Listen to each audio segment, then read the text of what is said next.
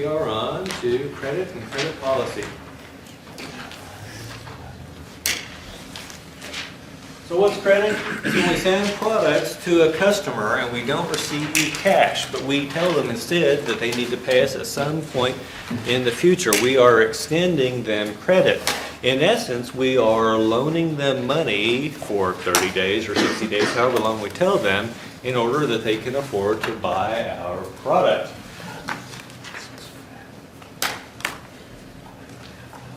So, let's start with the fundamental question. Why offer credit? Let's ask this question.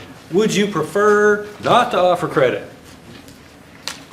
Oh yeah, absolutely. Because this is money that you could have had sooner if they had paid cash. Also, if they pay cash up front, what kind of risk does it avoid?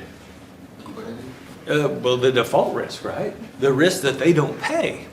And it also helps your liquidity, right?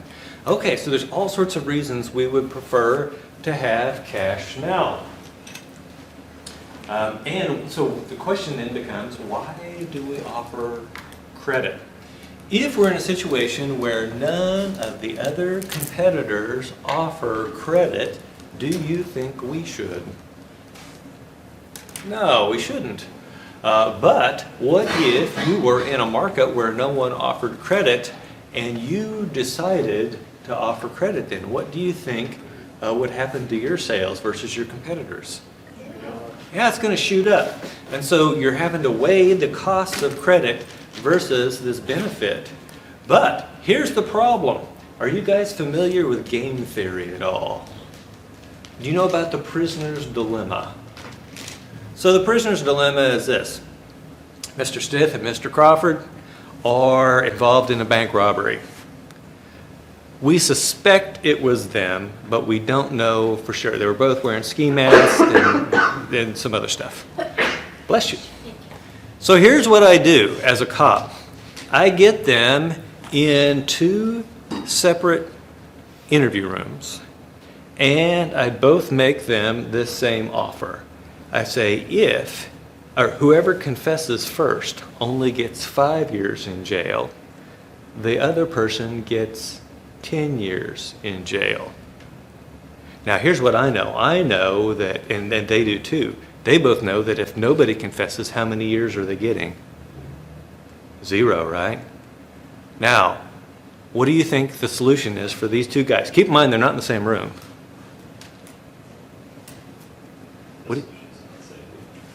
The best solution is not to say anything, and that would be what we call cooperating, right?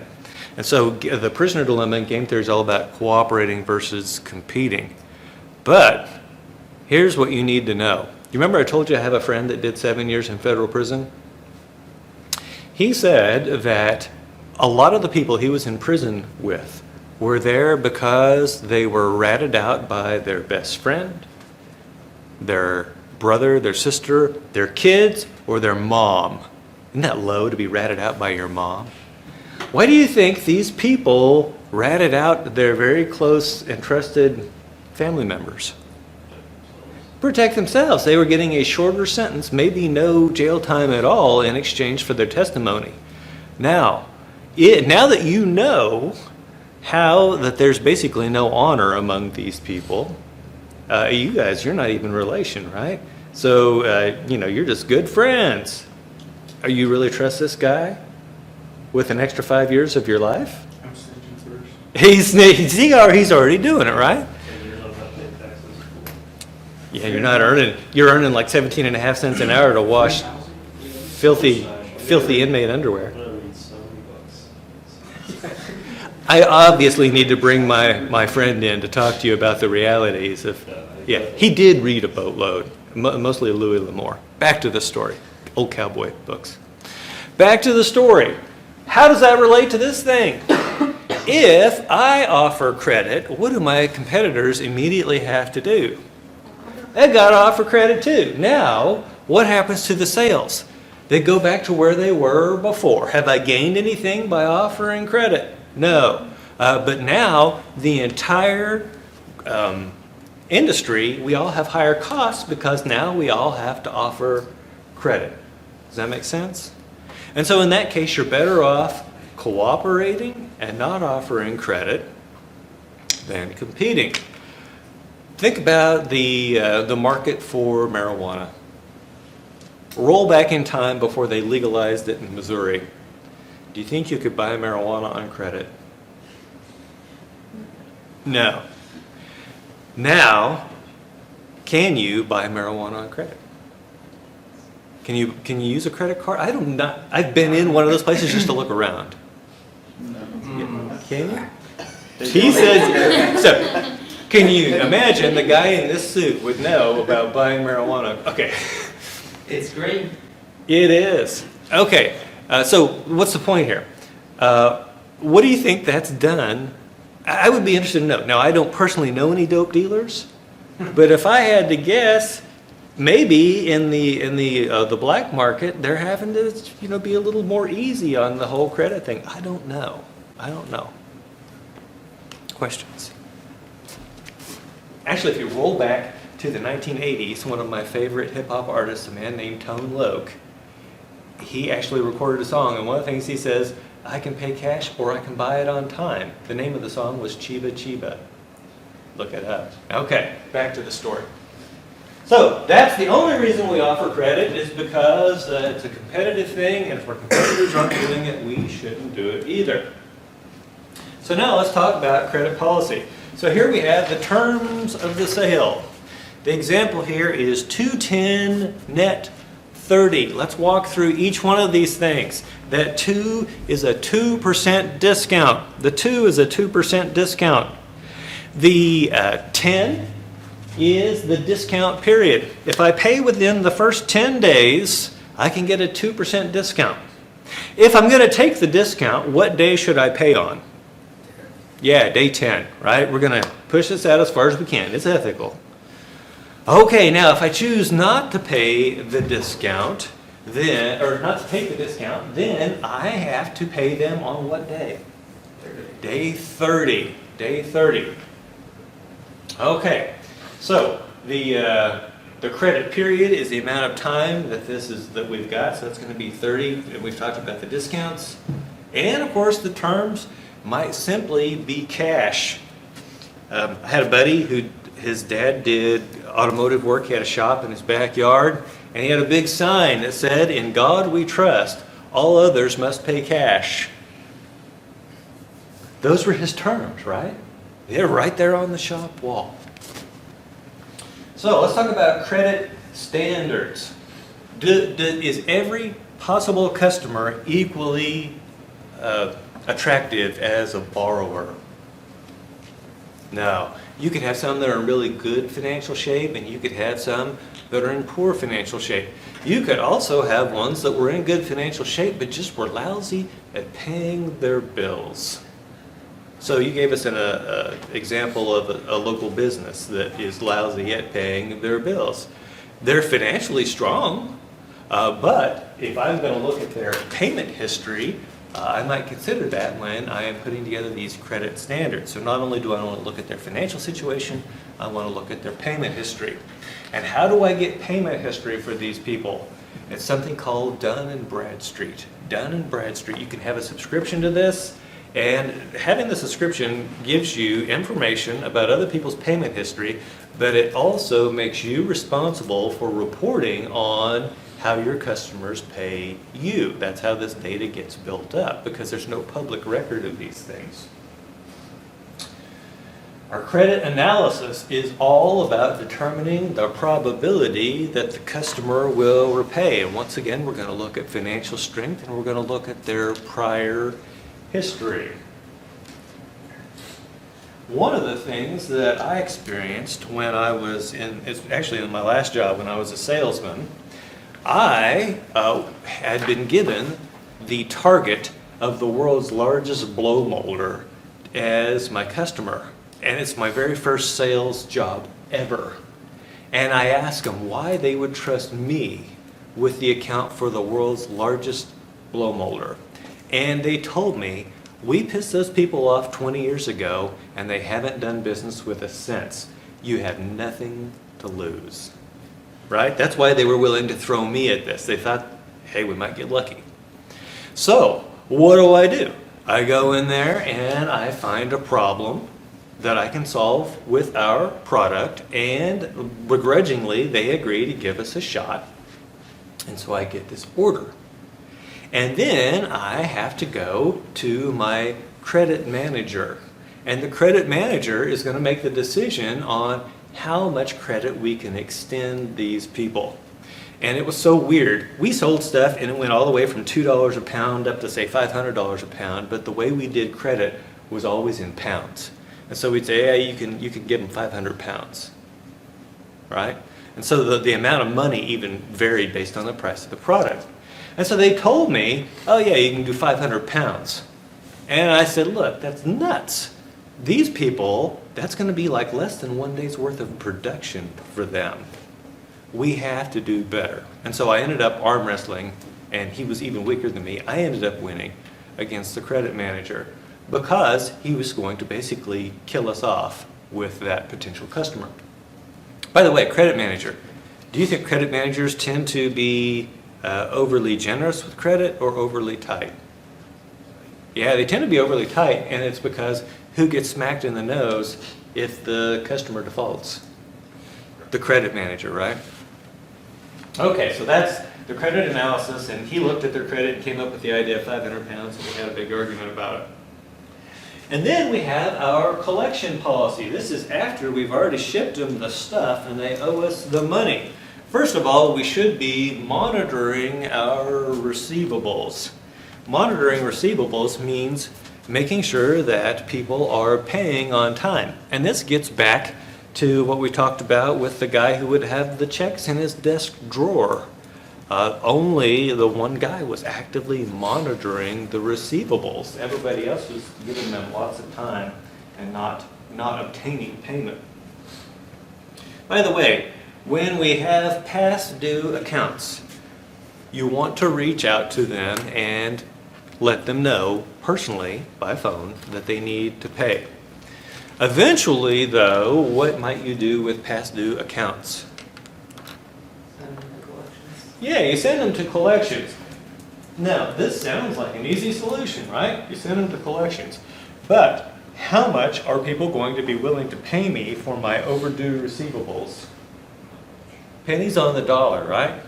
And so people will buy this for, say, 10, 12 cents on the dollar, and then they will turn around and squeeze these people like trying to get blood out of a turnip until they cough up some money in hopes of making a profit.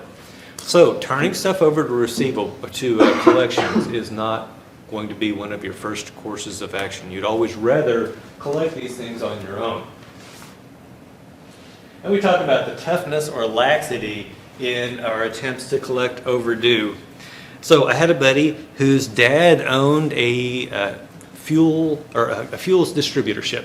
And so basically all these little independent gas stations we used to have, he would go around and sell gasoline to these people. And then when he would go around to collect, he would always get these sob stories. Oh, the baby needs a new pair of shoes, mama needs a new this, that. And he was sympathetic to them. And then he would come home and his wife would ask him about how the collections for the day went. And he would tell her. Now here's what you need to know about mom. She's got 6 boys to feed. I don't know if you've ever, some of you have been teenage boys, right? You remember how much you ate. So she's trying to feed 6 boys, and here he is being very forgiving to these people for not paying their bills on time. What do you think mom started doing? Yeah, mom starts doing the collections on her own. Do you think mom took any crap or excuses? No, mom's like, I'm just going to stay here until you pay. And it was interesting, after that point in their relationship, she was always in charge of collections. They reduced the laxity in their collection efforts. Okay, now, the executive committee creates the credit policy. So let's talk about the executive committee. We're going to have the CEO, the CFO involved, and the people in charge of sales. We're going to have all these people in charge together in this, and in addition to the credit manager. Now, in the meeting, the credit manager is going to plead for what? strict credit terms, right? Because they don't want to have to be responsible for these defaults. What are the salespeople going to argue for? Yeah, lax terms, because how do salespeople get paid? Commissions. And do the salespeople really care if the people later default? No, unless you've got it set up to where the salesperson doesn't get paid until the company gets paid. And this goes right back to people are scumbags, right? And so salespeople are always going to argue for laxer credit terms. The credit manager is going to argue for tighter credit terms. That's why you have to have basically the entire executive committee together to do this, because you've got to, and in fact, it really boils down to the CEO. What's the CEO's job? I'll give you a hint. Maximize shareholder wealth. The CEO has to weigh these concerns off against each other and come up with the optimal that is going to maximize shareholder wealth. So we don't just have our credit manager coming up with the policy, but the credit manager does administer the policy.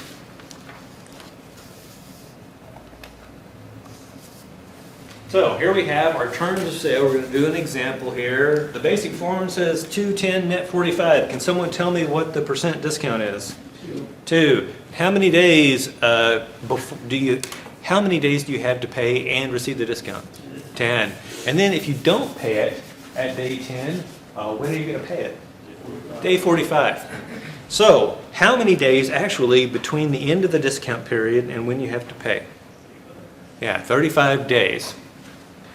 So let's ask this question. If we buy $500 worth of merchandise with the credit terms that are given above, how much do you actually pay if you pay within the first 10 days? I would tell you on day 10. Well, it's just a matter of taking 100% minus 2% is 0.98 multiplied by 500 gives us 490 if you pay in that 10 days. But if you pay in 45 days, then you are going to be paying 500. And so now that we have this whole discount and higher amount relationship and time in there, we can figure out what is the interest rate that is associated with not taking this discount. So what we're going to do is figure out what is the implied annual effective rate when customers don't take the discount, and we're going to use the terms that have been given in this example. So basically, what we are doing is paying $2 to borrow 98. How do I get there? Well, keep in mind, so let's assume it's a $100 order. If I pay within the first 10 days, how much do I owe? 98 bucks. But if I wait the whole 45 days, I owe 100. So basically, I'm borrowing this 98 for 35 days. And how much interest am I paying for the privilege? Yeah, $2. So you might be tempted here to think that that's 2 divided by 98 tells us that our annual rate. But what's the problem with thinking this is an annual rate? How long are we borrowing the money for? 35 days. And so we know that there's going to be more than one of these periods per year. We're going to have compounding, so we need to figure that all out. So you could use the formula that I've got up here, or we could do this on our calculator and make our lives a lot easier. First of all, I'm going to figure out how, let's see, the period rate. I'm going to say 2 divided by 98 equals, and because my calculator deals with interest rates, not decimals, I'm going to say times 100 equals, and I'm going to say store 1. That's my period rate. And then I need to figure out how many of these periods there are per year. How would I figure out how many 35-day periods there are in a year? 365 over 35. Yeah, 365 divide by 35. I'm getting 10.4286, just like to say here, and I'm going to store that in location 2. Okay, now I am going to, instead of doing it this way, I am going to use second and number 2. What does number 2 say above it? ICONV. That is for interest conversion. So nominal is the same as an APR, same as stated or quoted interest rate. That's what we're going to put in here. How would I calculate the APR for this loan? Periods times the rate. Yeah, it's the number of periods times the rate. So I'm going to say recall 1 times recall 2 equals. There is my APR. And I'm going to hit the enter key. By the way, does APR take compounding into account? No. Okay, now I'm going to arrow up. What do you think C per Y stands for?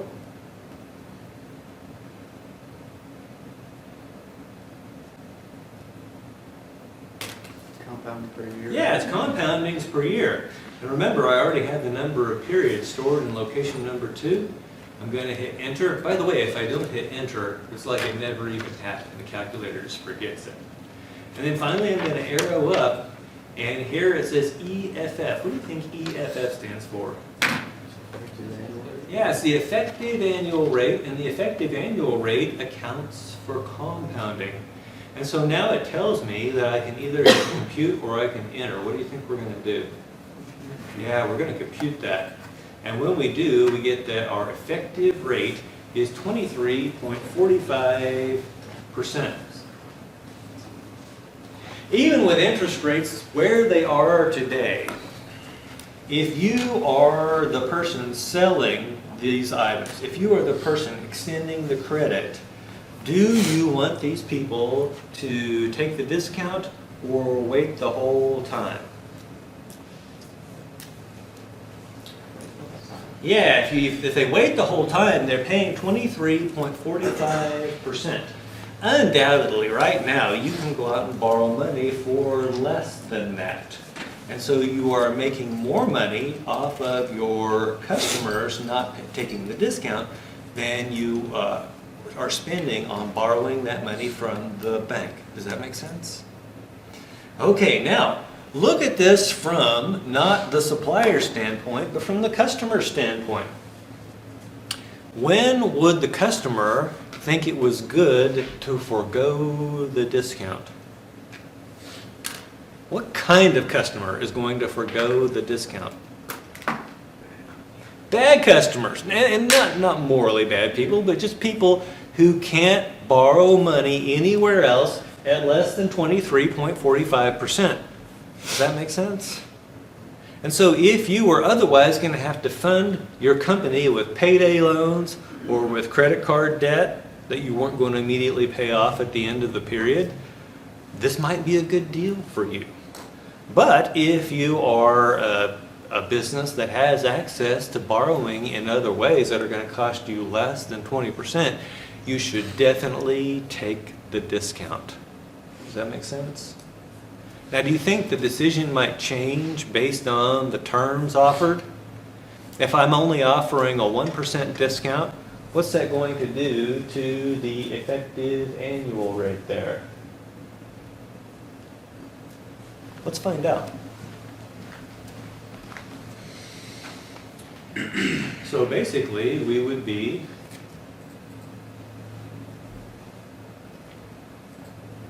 down here, we would have 1, let's see, what's 1 divided by 99? There we go. And I'm going to multiply that by 100 because we know the calculator thinks in percentages. And then I'm going to store that as location 1. And now I can go through this whole thing again. The nominal will be recall 1 times recall 2 equals enter. Arrow up. And that's going to stay the same. And then we're going to compute. The effective rate is much lower there. And it makes sense. They're only paying $1 to borrow for that 35 days as opposed to paying $2 for that 35 days. Does that make sense?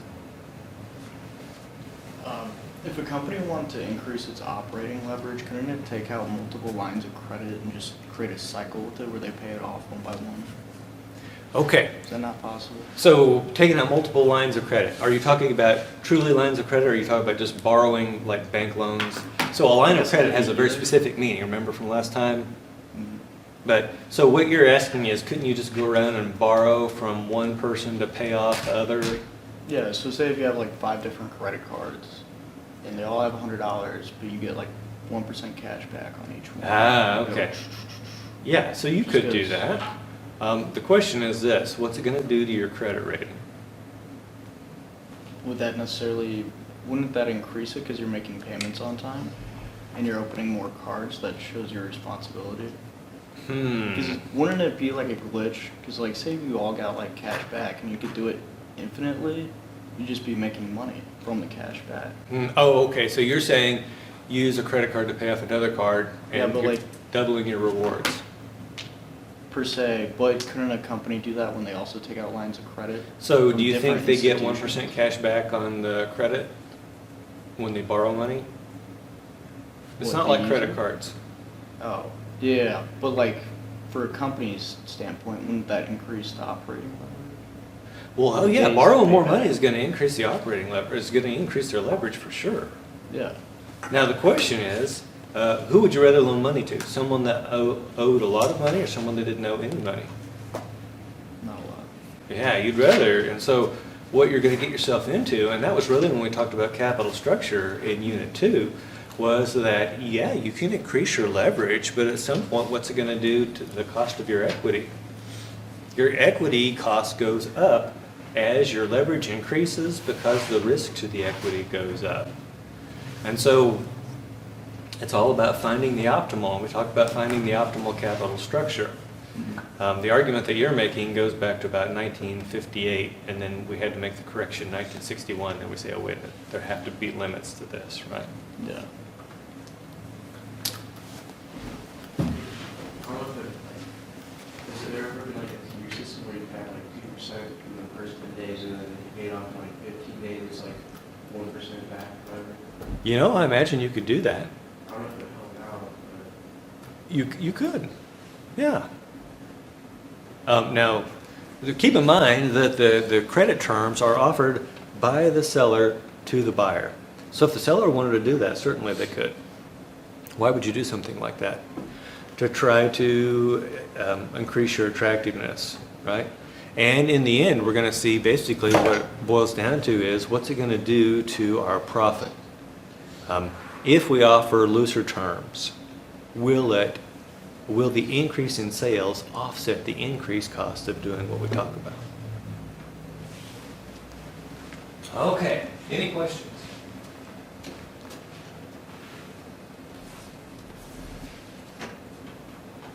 So, the cash flows from granting credit, a lot of people want to assume that as soon as the check is received, that basically that's cash. That's not true. You can't spend that check. What do you have to do with it? You have to deposit it, but even after you deposit, is the money available immediately? No, usually what, the next day before the money is available. And so our accounts receivable period goes all the way from the time of the sale until that cash is available in our checking account. So let's talk about our investment in receivables. So people don't often think about this, but the company truly does have an investment in receivables. Receivables is an asset. We've had to basically have money to be able to offer that credit to these people. And so we're going to figure out, first of all, we're going to say our accounts receivable is equal to and it should be average credit sales per day times the average collection period. Our average credit sales per day times our average collection period. Notice that cash sales are included here because cash sales do not end up in accounts receivable. And so the greater our credit sales per day, the greater the accounts receivable, and the longer the collection period, the greater the accounts receivable. Given that we would prefer not to have accounts receivable, remember we said we would prefer not to extend credit if we didn't have to, think about how you'd go about reducing your accounts receivable. Assume that your industry requires you to offer credit. Would you go about it by trying to reduce your credit sales per day? If you are forced to charge credit, to offer credit, 100% of your sales are on credit, right? What would reducing your credit sales per day do to your profits? That's got to decrease them, right? And so then we're looking at the other side of this. The part of this that we would focus on if we were trying to reduce this is focus on that average collection period, which gets right back to what we've been talking about calling people and asking for the payment. So if a firm sells $1,000 a day on credit and collects in an average of 30 days, how much would they have in accounts receivable? Yeah, it's just $30,000, right? It's real easy math.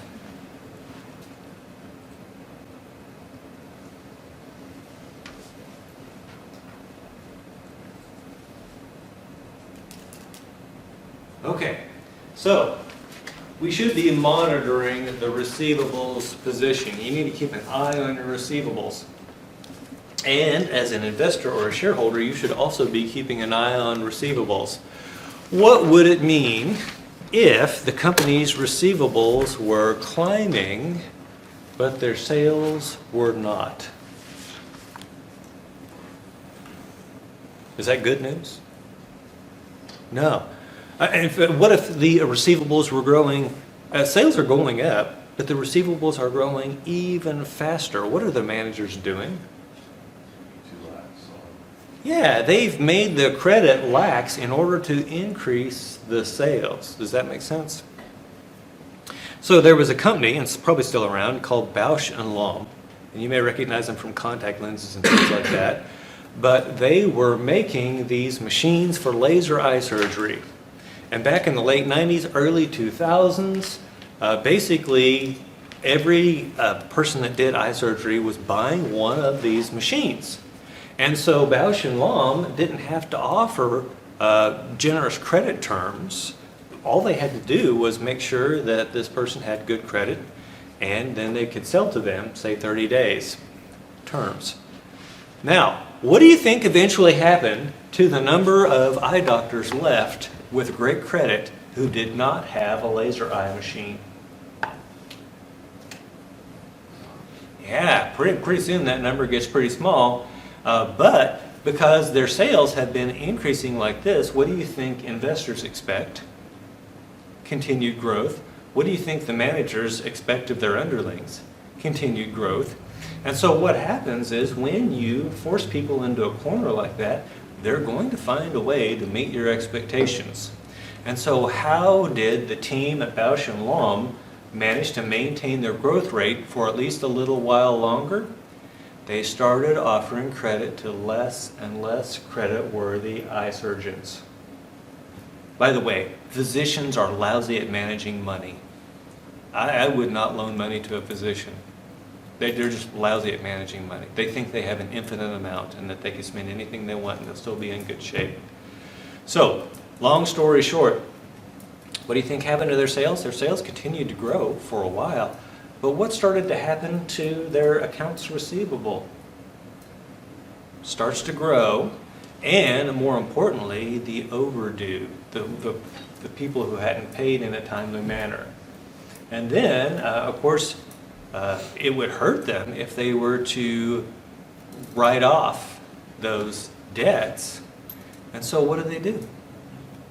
Oh, we're going to give them, we'll give them 60 days to pay. They didn't pay in 30, we'll give them 60. That's what we call extend and pretend. We extend the credit terms and pretend that the customer is going to be able to pay. How do you think this story ended? Do you think it ended well? No, eventually it caught up with them and the company went bankrupt. Now, they're probably still around. We know that companies come out of bankruptcy and like a phoenix rising from the ashes, but definitely was not a good plan. What should they have done? They should have been forthcoming with, this is the market. This is why our sales are falling. This is what we can expect going forward. And go ahead and take the hit to the stock price up front. Questions? Okay, so we talked about the second bullet point, and we talked about the third bullet point, and so that was all very conscious decisions on the manager's part. That last one says the deterioration can be unconscious. And I think I told you about a company that I was doing pro bono consulting for. And basically their accounts receivable were swelling. This was during the financial crisis. And it was basically that they weren't paying any attention to it because the customers, they viewed them as their friends. And so basically, if you don't pay attention to the situation, it can easily get out of hand. I'm going to tell you something here important, and I want you to write it down. What gets measured gets managed. What gets measured gets managed. What gets measured gets managed. You could also call it what gets monitored gets managed. This morning I got up and stood on the scale. I try to do that every morning. I was actually down 1.5 pounds today, which I was pleased because I'm kind of up. Now, that's measuring, right? Now, who do you think is more likely to maintain their weight? Someone that weighs every day, someone that weighs once a week, or someone that weighs once a month? Yeah, every day. And so if you want to bring managers' attention to something or your employees' attention to something, you've got to measure that and you've got to make that information available to the employees. Otherwise, nobody cares. And that's where you get this unconscious deterioration. Things are getting bad, but maybe people don't even realize it. Now let's talk about days sales outstanding, sometimes called the average collection period. And it's the same as the day sales and receivable. And so we've got this firm with the credit terms, 210, net 30. And 70% of customers take the discount and the rest pay on day 30. What's the firm's days sales outstanding? It's just going to be a weighted average. What do we assume about the customers who take the discount? What day do they pay on? Day 10. So we've got 0.7 times 10 days, and we assume the rest pay on time, 0.3 times 30 days. We add those together, and we have 16 days. And so now we've got, what, we got days and receivables, day sales outstanding, and average collection period. They all mean the same thing. So here we've got our annual sales of $39.6 million. What are the average daily sales? Why do you think we're dividing by 365? Yeah, that's how many days there are in a year. And so that tells us that our average daily sales are $108,493. Now that I have my average daily sales, I can multiply it by my days sales outstanding to come up with what my accounts receivable should be. And so we see it's $1,735,888. Have I blown your mind with any of the math?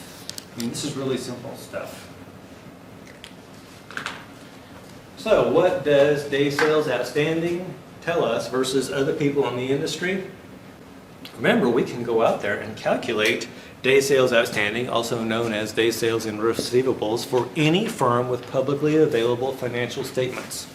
And so we can go out there and look at our competitors and compare with them. Let's say we've got 16 days sales outstanding and they've got 10 days sales outstanding. Is that good or bad? What would you rather have? Would you rather have more in receivables or less? Yeah, you'd rather have less, right? And so definitely the 10 would be better. What if we're at 16 and the rest of the industry is at 25? We're doing pretty good. Now, what else could that tell us though? Maybe our credit terms are a little tight, and if we loosen them up, what might happen to our sales? Yeah, we might be able to take some business away from our competitors. And we've already talked about reducing day sales outstanding, so I won't hit that one again. Now let's talk about how we monitor, how we measure these things. One of the things we can do is called an aging schedule. And it tells you how much of your accounts receivable is in each of these buckets. And the buckets are like numbers of days, and we'll talk about how we're going to break down those buckets. That first bucket is going to represent the discount days. In our example, we have credit terms of 210 net 30, so that first bucket is 0 to 10 days. The second bucket is going to go from the end of the discount period to the end of the credit terms, which would be days 11 through 30. And then we're going to have 31 through 60, 61 through 90, and so on. And anything after 30 days, of course, would be overdue. Now, if you were trying to look at someone's financial statements and come up with an aging schedule, you couldn't do it. You couldn't do it. You can only develop an aging schedule for your own firm because you have this information and outsiders do not. Now, we can find their day sales outstanding. We could do that, but we cannot figure out an aging schedule for them. So here's what an aging schedule looks like. And we've got two firms here. Both have accounts receivable of $1,735,888. We've got Supersets and Wonder Vision. And Supersets, everyone is either taking the discount or paying within the terms. However, on the other hand, Wonder Vision looks like they're doing a lousy job of managing their receivables. They've got $260,000 that are overdue at least 15 days. They've got $174,000 that are overdue in that next 15 days. And then they've got $34,000 that's been outstanding over 60 days. By the way, the probability of getting paid, the further out in time, the greater or lesser probability you're going to get paid? Yeah, lesser probability, and eventually you're just going to have to write those off, right? Okay, so that's what an aging schedule looks like. So now we're going to talk about analyzing proposed changes to our credit policy. The only reason that we would ease our credit policy is to increase our sales. That's the positive side. But with that, we're going to also see some negatives. So first of all, our costs are going to rise, and that's just due to the increase in sales. So remember that each one of these items that we're selling has a variable cost associated with it. And so it makes perfect sense that if we're selling more of these units, we're going to have higher costs. That's something that I'm perfectly willing to accept in exchange for increased sales. By the way, do our fixed costs also go up? No, they're fixed, right? And so I'm perfectly willing to make that exchange. The accounts receivable is going to increase due to increased sales. Once again, I'm perfectly willing to do that. But they may also, if we extend our credit terms, our accounts receivable are going to extend as a result of doing that. And that's going to increase our costs. In fact, both of these things, we'll see that we have an increased cost of carrying accounts receivable. And our bad debts can rise if we are granting credit to less credit-worthy people. This is what happened to Bausch & Lomb. When they eased their credit, they started having more bad debts. And then if we raise that discount expense from, say, 2% to 3%, we are going to be increasing that expense by 50%. Or if we offer that discount period for longer, that's also going to increase our expense.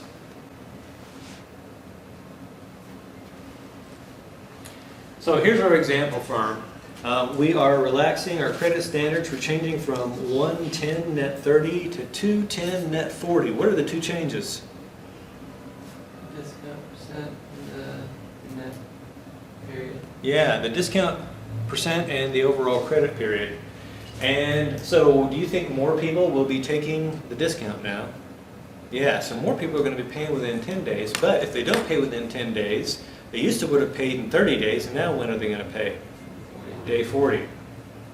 So our current day sales outstanding is 0.5 times 10 plus 0.4 times, so basically 50% are taking the discount, 40% are paying on time, and 10% are paying within 40 days. And so our current days sales outstanding is just the weighted average of those, which gives us 21 days.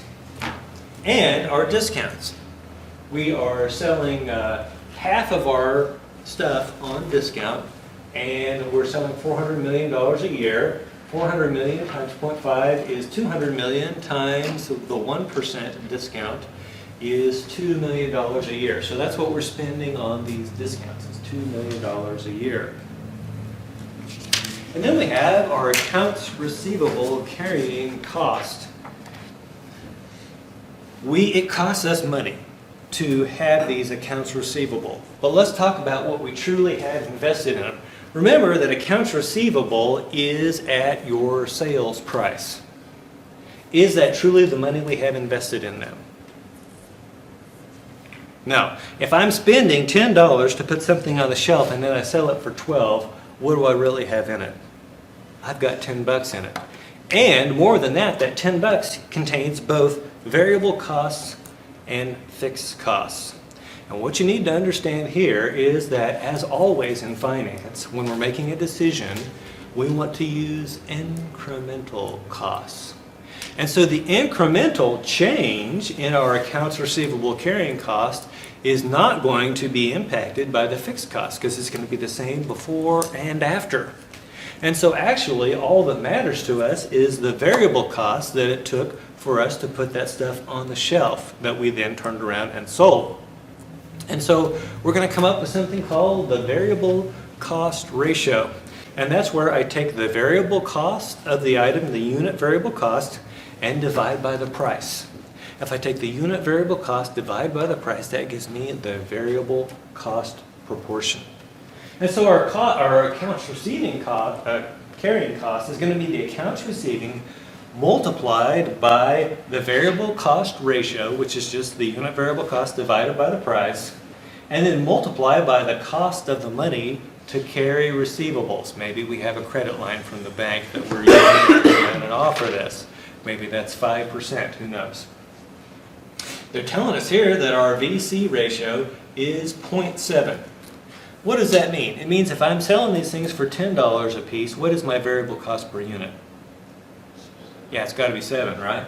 And they're telling us the cost of funds here is 20%. They're obviously not just using a line of credit from their bank, or it would be less. Okay, so we've got our accounts receivable carrying cost is going to be accounts receivable, which is the number of days sales and outstanding multiplied by the average daily credit sales. So that's what that 21 times 400 million over 365 is all about.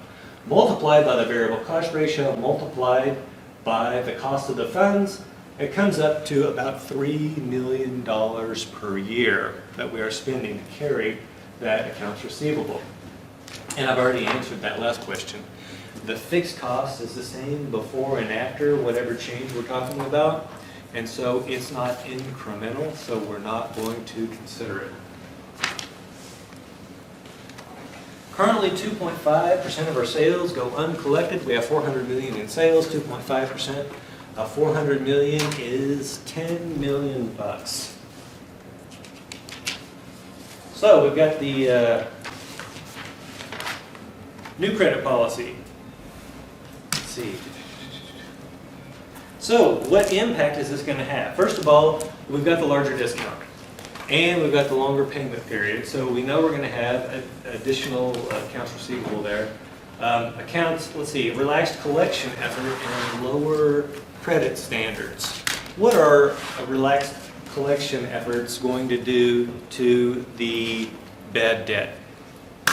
That's got to push it up. And the same with relaxing our credit standards.